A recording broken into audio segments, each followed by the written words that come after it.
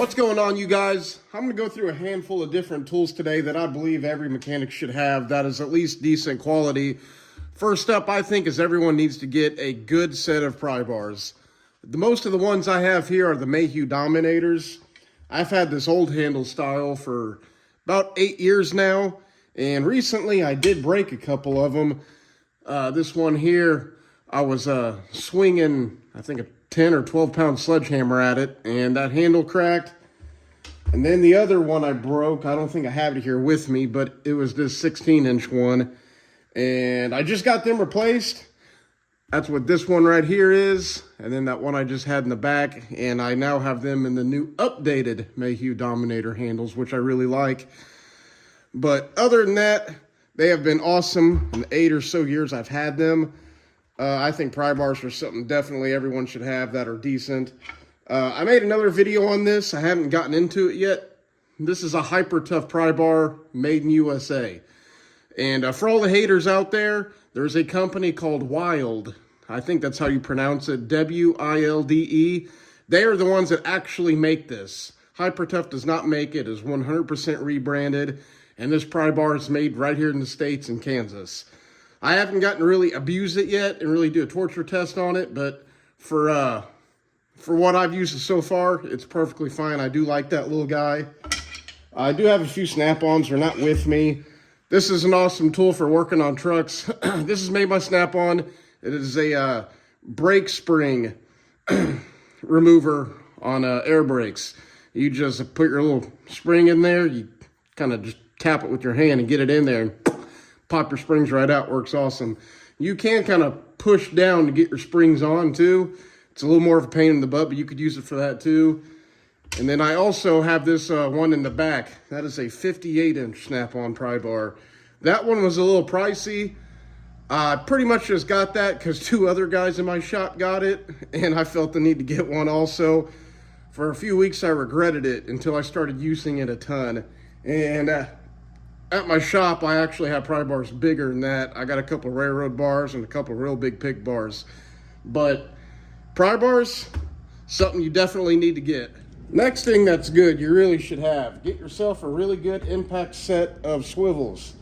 I have a handful of cheaper ones too that work just fine. These are my go-to favorites here. That 3-piece set here, those are Cornwell. And I've had these since the start of my career, and I've never broke one or had to warranty one in any way. Which is kind of odd to me because the actual Cornwell swivel sockets that are, a one-piece design, I have broken many and many of them over and over. Not a fan. I used to have a set and I got rid of them. But the swivels that Cornwell has have been really awesome to me, and I really enjoy them. I got this 1/2-inch drive snap-on. This one's awesome too. The only thing that makes me mad about this is this pin.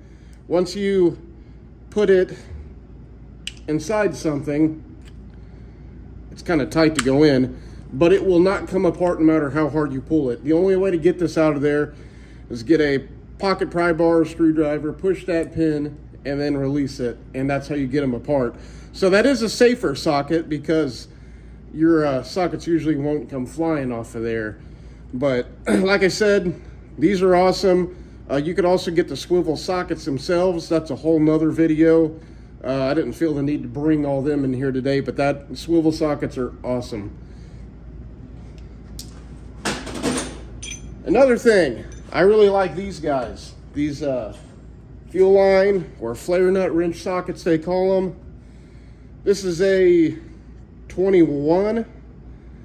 I think I've used this for some O2 sensor sockets before. I could be wrong, or is that a 22? Now hold on. That's it. This is the 22 or 7/8. I use this for oxygen sensors. That works awesome. I also got the shorter ones and the weird 90-degree ones that everyone else is used to seeing. This is a 21. I bought this for a certain job before. Can't even remember what it was. Something on a fuel line on an ISX Cummins before. Pretty sure. Some fuel sending unit sensor. I got a 17 and a 19. These 17s and 19s are bad to the bone if you work on power strokes. Any Cummins, but definitely Duramaxes. getting fuel lines off, because some of them are in a real weird spot. You cannot get a wrench on there because you got another fuel line in the way.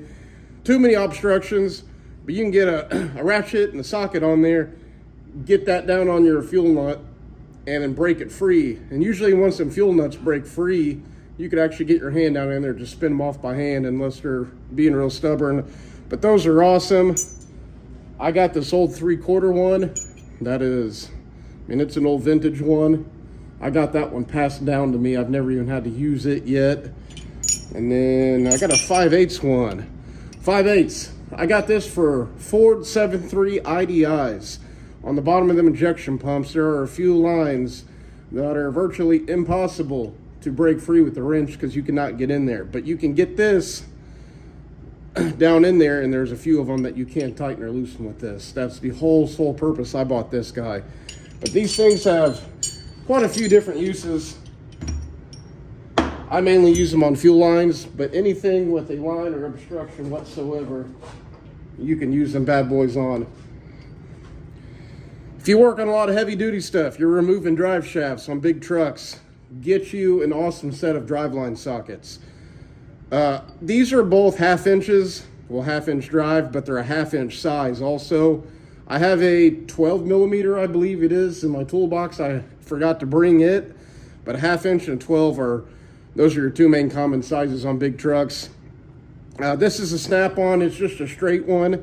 And this is a Sun-X. This is brand new. I actually just got this warranted. I did break that, but it took years and years to break that. But this one swivels. There are times you have to have that swivel, and a straight one will not work due to that U-joint just being on an angle, and then you have to have a swivel. So that's why I got both of them. But these are both awesome choices.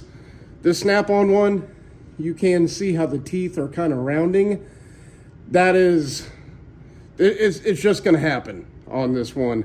If you use it often, no matter how hard you try to take care of it or making sure you're on your bolts all the way, it doesn't matter. Them teeth will round out, and you are going to round this and warranty it every now and then, simply for that purpose. Not because you're ever going to break it, because them teeth wear down.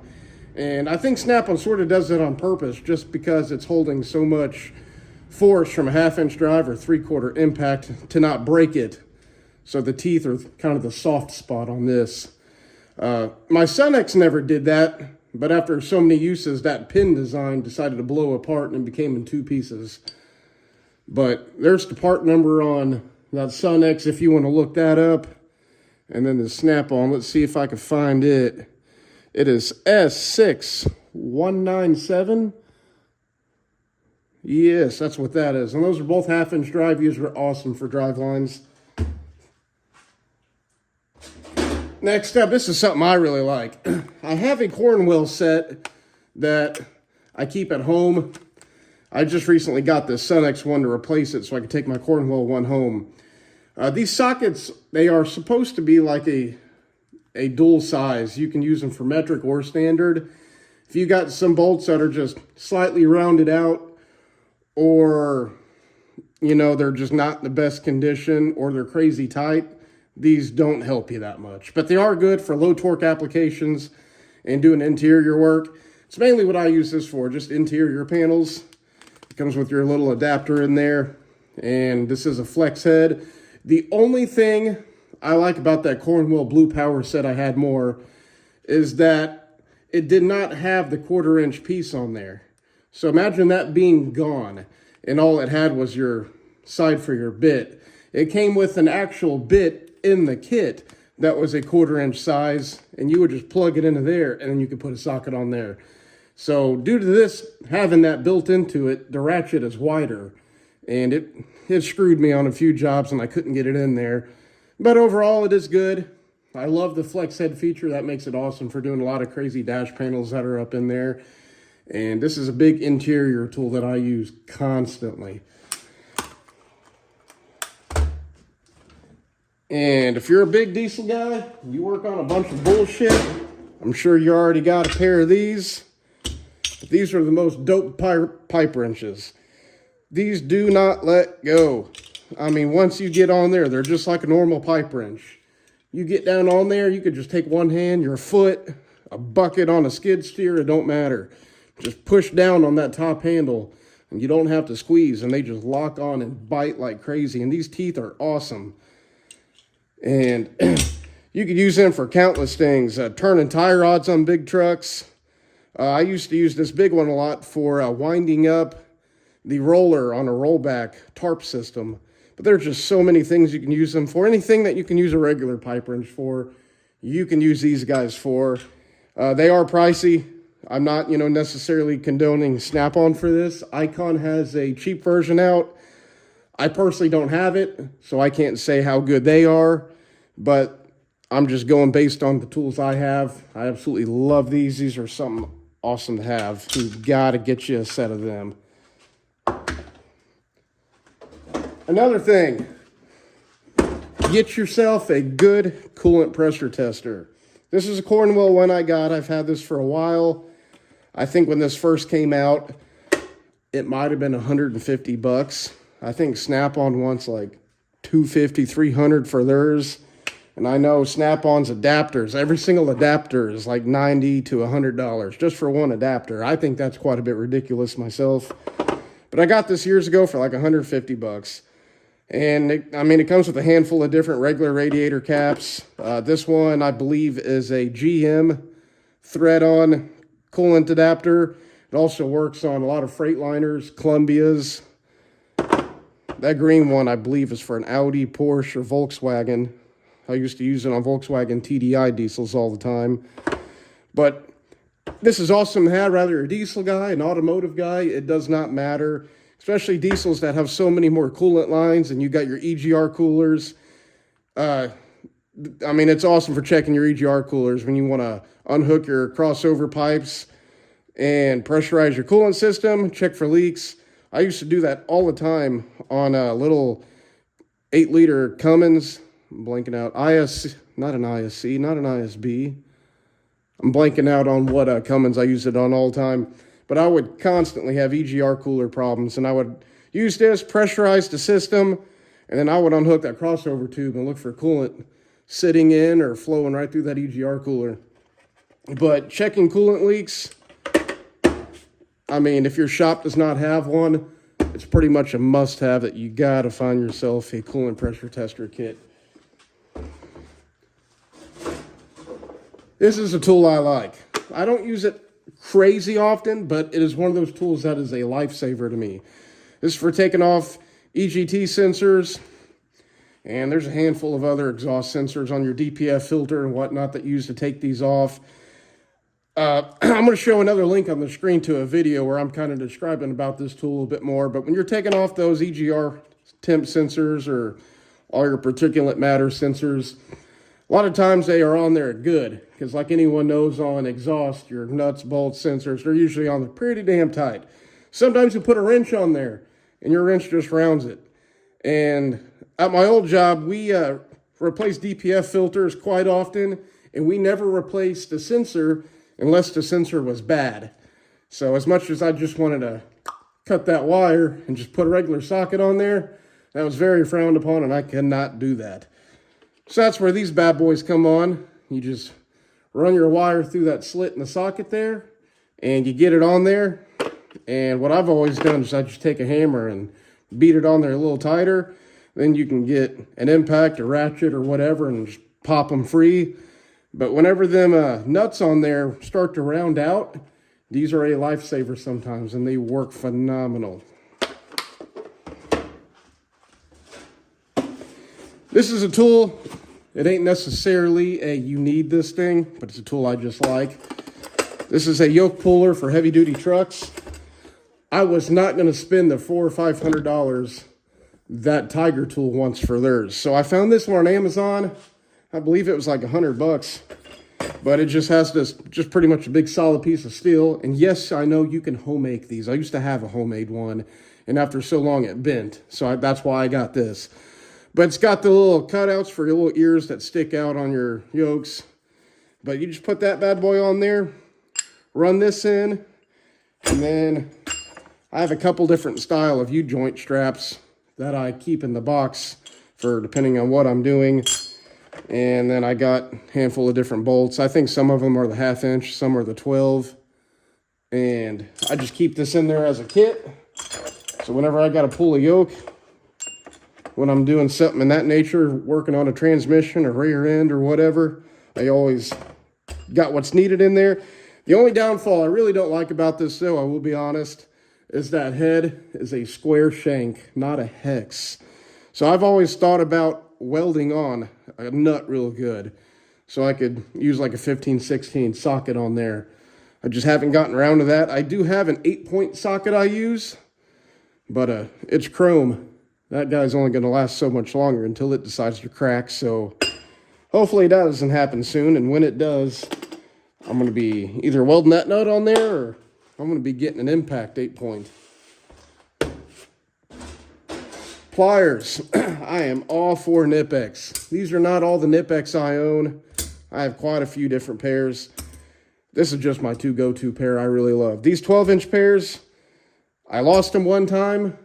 Tool guy came the next week, bought another pair. I think I've lost these maybe at least twice now, and I've rebought them. That's how much I like these. Ever since I bought these, started using these all the time, it has replaced so many pairs of pliers in my toolbox. It is ridiculous. I use this for about everything anymore. Rather it be needle nose, sometimes even ripping off zip ties. I could damn near use them as a cutter if I want to. I use these for everything. These are always on me. I got the little baby pair. These are awesome just to keep in your pocket, to use for little things, taken with you in a tool bag going on road calls. These guys always come with me. I believe this is I don't know if it says or not. I think this is the 12-inch pair.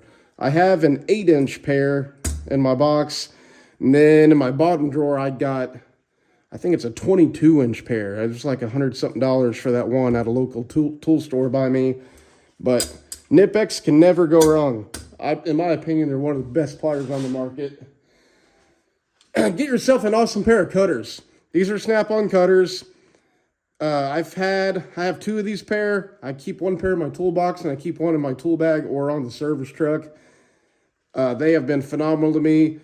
These are the pair of cutters I've used for years and years, and they just cut. They're awesome. There's another guy I work with who does, or used to, I should say, he had the pair of Nipex cutters, and they kept doling out, and the tip on his kept breaking. I don't know if he was just using them wrong, if it was a pair that was just a flaw, but I mean, he's pretty hard on tools anyway, so that kind of steered me away from that pair.